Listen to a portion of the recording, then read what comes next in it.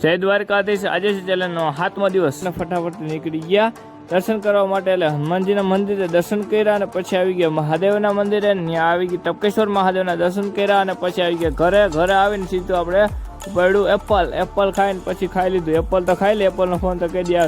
પછી આવી ગઈ હતી કૂતરી અને કૂતરીને નાખી દીધા આપણે રોટલી, કારણ કે બિસ્કીટ નાખીએ પણ એને રોટલી પડી એટલે રોટલી વધારે સારું, કારણ કે કૂતરાને બિસ્કીટ ખવડાવી દઈને કરતાં રોટલી ખવડાવે સારી। પછી ઓટા ઉપર નાખીએ એટલે શું હોય કે હેઠે પડે ને, હેઠે ધૂળવાળી થઈ જાય, એટલા માટે ઓટા માટે નાખી દીધી મસ્ત મજાને। પછી નીકળી ગયા છાશ લેવા માટે। આ છે અમારા ગામની બજાર છે, જો કેમ ચોખ્ખી સણક જેવી છે ને બાકી।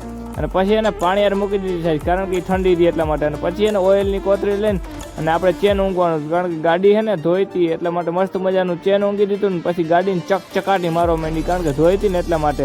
અને પછી ઊંધભાઈ સીધા નીકળી ગયા નાહવા માટે મસ્ત મજાનો નાળો લઈને, અને પછી સીધા પૂગી ગયા ભાઈ ત્યાં નાળો બાંધી દીધો ને પછી એને ઉતરવાનું હતું, એટલે પહેલાં કોરે ઉભા રહ્યા, પછી ત્યાંથી સીધો ઠકડો ન માર્યો, કારણ કે અંદર શું હોય જોવું પડે, એટલા માટે ધીમે અંદર ઉતરી ગયા, ધબધબાટી બોલાવી દીધી। નાવાની અલગ જ મજા આવી ગઈ, વાત પૂછું।